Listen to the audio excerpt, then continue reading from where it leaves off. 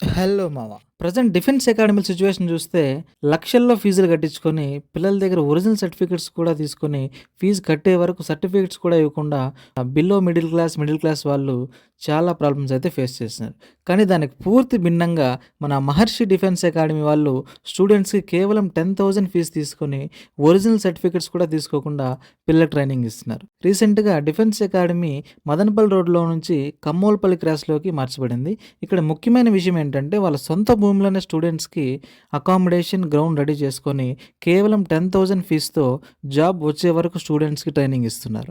Indian army ఎగ్జామినేషన్‌లో 8 members exams రాస్తే 4 members Indian ఆర్మీలో సెలెక్ట్ అవ్వడం జరిగింది. దీన్ని బట్టి అర్థం చేసుకోవచ్చు వాళ్ళు ట్రైనింగ్ ఎలా ఇస్తున్నారు. ఇండియన్ ఆర్మీలో సెలెక్ట్ అయిన స్టూడెంట్స్‌కి హానరింగ్ సెరమనీ ద్వారా పిల్లల్ని సత్కరించడం జరిగింది.